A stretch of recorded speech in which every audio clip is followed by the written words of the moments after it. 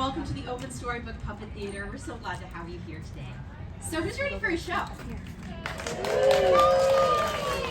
Me too. All right, first things first, can everybody go like this? Shh. All right, during the puppet show, we're gonna be extra quiet to make sure we hear everything that the puppets say. Make sure we don't miss any part of the story. And then secondly, do you see this pink line here? That is the magic pink line.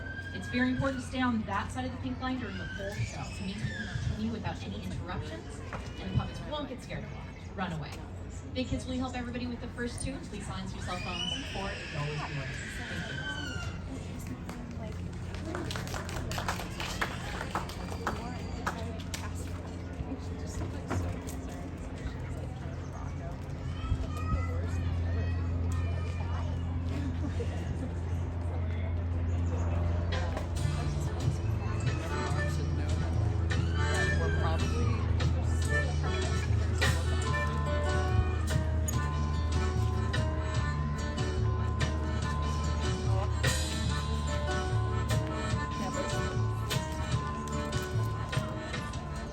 Once upon a time, as all stories should start, in a Jewish village in Poland, a family lived in a single room.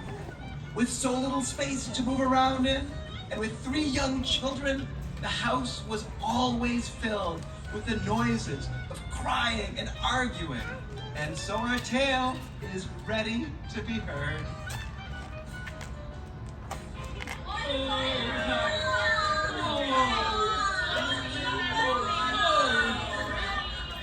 Why me? Why us?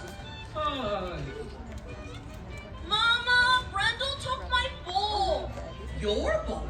Both bowls look the same to me. They have the same kugel. Yes, but that's the favorite bowl, and Brendel got it for breakfast. I got the favorite bowl because I got to the table first.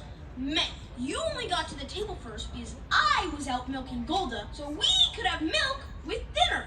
Oi, what's the difference? Just eat your egg noodle casserole. What is all this noise about? Must you children argue over everything? You give me a headache. Even little Rivka is being driven cuckoo. I will take her outside for some fresh air. Oh, what did I trip over? Why, is there a book on the floor? That's my math book. I was doing fractions homework before dinner. Fractions. If we had half the noise and 1/4 of the mess in this house, I would appreciate fractions very much indeed. We are a very fractured family. But Papa! Enough! This place is so small. We never get away from each other for a little peace and quiet. Imagine it. How would you like to live in your house for a year or so without going anywhere? Boy. Rivka, we're losing it. We need to make some changes around here. Your mama and I are doing the best we can, but the house is so small and crowded. Her first word! She said rabbi! Rabbi! Of course! I'll ask the rabbi. He'll know what we should do. Good thinking, Rivka. You are a very wise baby.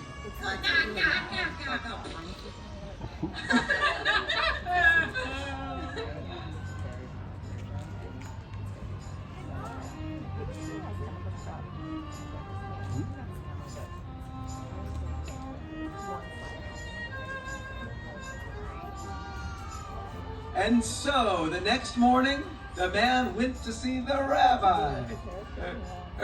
Me.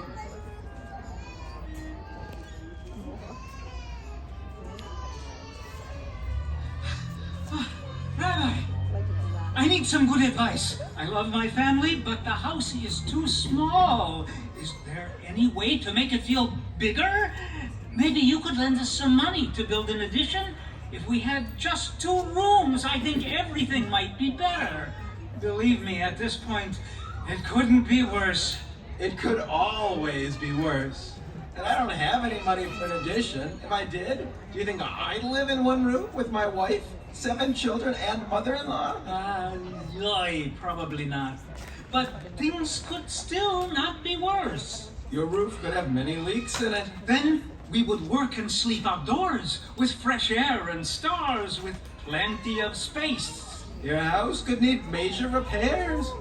That might take years. We could travel and learn new things, once again, with plenty of space to enjoy as a family. See, things couldn't be worse. The good news is that I have a solution. Oh, Rabbi, I'm so relieved. What should we do? Have our children sleep on the roof? That won't be necessary. Listen closely. Do you, by any chance, have a rooster? I do indeed. In fact, I have a rooster, a chicken, and a goose. But how can birds help in this situation? Bring them into your house to live with you and your family. I promise it will help. Ah, well, if you say so, Rabbi, we'll try anything. You are so wise. This must be a great idea. We shall see, won't we?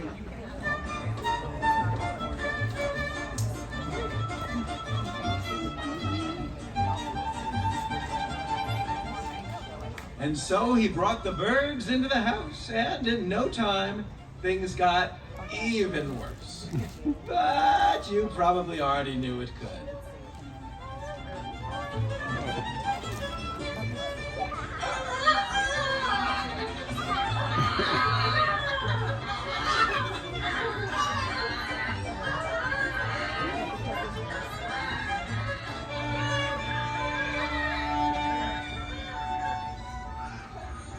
Papa, how am I supposed to cook krepla with all these crazy birds in the house? The feathers are getting into the soup. Papa, I think someone laid an egg in my bed. I just knew this was a foul idea. The rabbi must have been confused when he told me what to do. But he's usually so wise. I'm going back to see him first thing in the morning. Please do. The rabbi must have a better solution than this. Come here, little Rivka. Oiga, wow, I stepped on an egg. You think this is a yolk? You, goose, stay out of the laundry. And chicken, stop just laying around. And rooster, I really don't want to hear another peep out of you.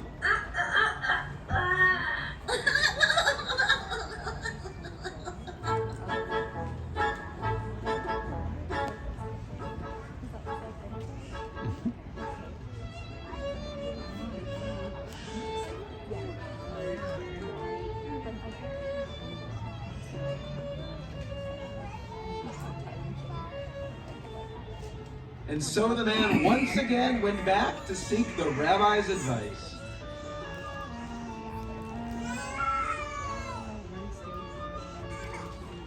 Please, Rabbi, please, give me some help. It's terrible. My family is fighting, the baby is crying, and the birds squawk, squawk, screech all day long. I even stepped on an egg. Now this really couldn't be worse. It could always get worse. There we go again. But it sounds like you're making progress. What? How is this progress? Do you by any chance have a goat? A goat? Sure I do. Why do you ask? Go home and move the goat into your house. Oh no! First the birds and next the goat? Trust me. But he's so wise.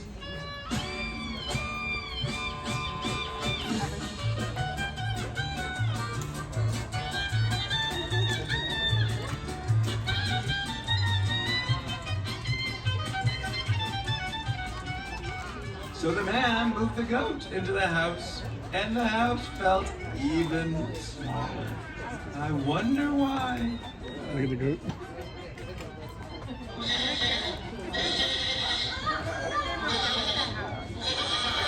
And the birds too. Mama, the goat ate 3/4 of my fractions home. Mama, the goat won't You can always do this. Right? This is ridiculous, Mom. Now you have arguing, crying, clucking, and butting. Ow! You have to do something. This goat needs to move to another neighborhood. You're right, Papa. This whole situation is Meshuggah. I shall go to the rabbi myself and tell him it's not working first thing in the morning. You stay with the kids. Not you, goat, the actual kids.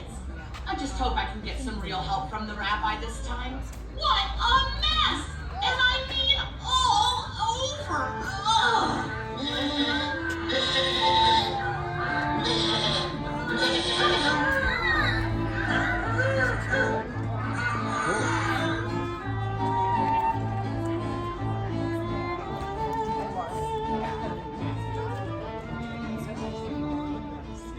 And so, the next morning, the woman visited with the rabbi.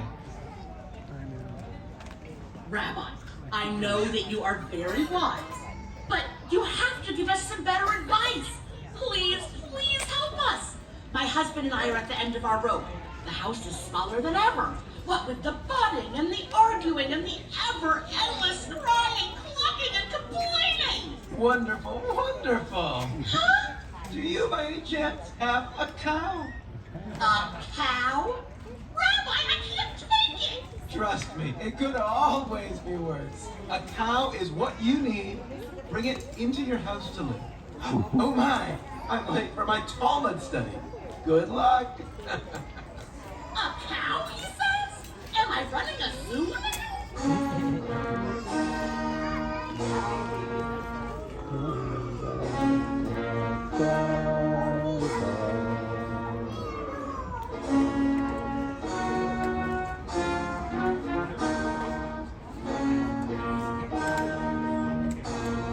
And since she knew the rabbi was the wisest person in the village, she brought Golden the cow into the house.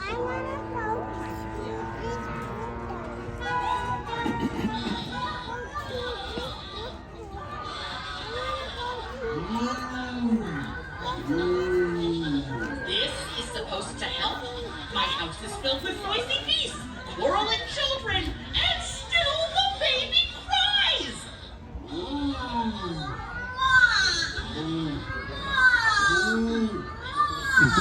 I'll be right there, Richard. We must convince the rabbi that his plan is terrible. I thought that was what you were going to do. Why, May, so did I. But how can we tell such a wise person that he has a bird-brained... Sorry, Rooster. Solution. At least I don't have to go outside to milk Golda. I can get to the table first for the favorite bowl.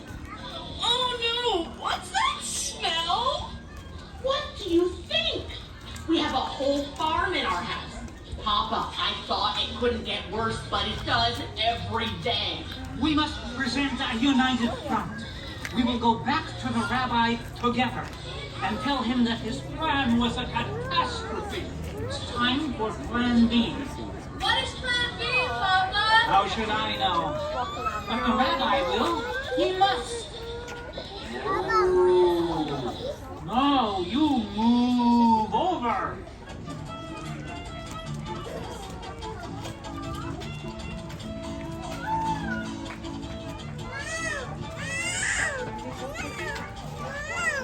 The next day, they both went to the rabbi.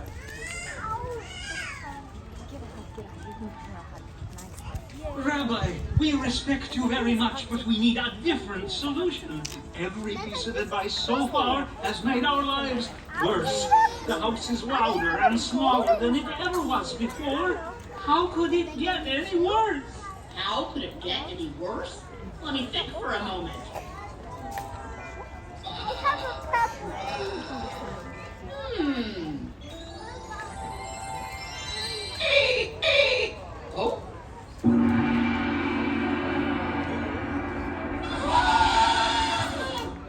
Oh. Oh no. Rabbi, the goat won't stop mooing. The cow won't stop butting. The children won't stop honking, clucking, and cock-a-doodle-dooing. The birds keep arguing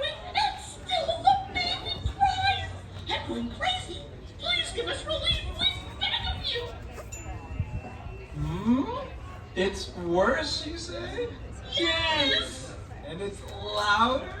Yes! And smaller? Yes! I think I have a solution. Rabbi, please, what is the solution? And don't suggest more animals. You should take the cow out of your house and into the pasture. Then the goat could find a home in the tall weeds. And the rooster, chicken, and goose could all fly your little coop. In other words, put them all back outside. I'll come visit you later tonight and see how you like your house now. So the man and woman went home and returned the animals to the outside.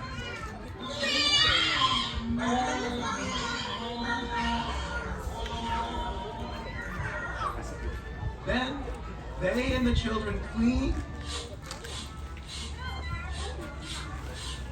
and scrubbed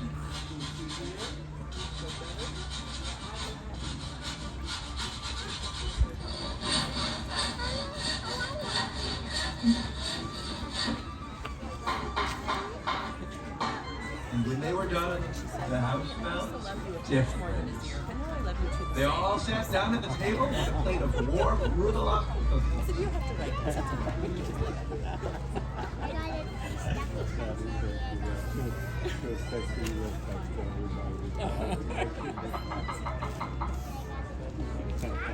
Rabbi! Do come in! The most amazing thing has happened! Oh? Indeed it has. Our house is bigger and quieter. You don't say. It's so roomy! Who could have expected? And the children aren't quarreling! And the baby isn't crying! And just in time, the animals were about to throw us out. She says it's a miracle. You are truly the wisest person in the village. How can we ever thank you enough? How about a few arugula? And so the family shared the arugula, and we all told stories and laughed late into the night in their new, bigger house. And dear children, what is the lesson of the story? All together now? It could always be worse.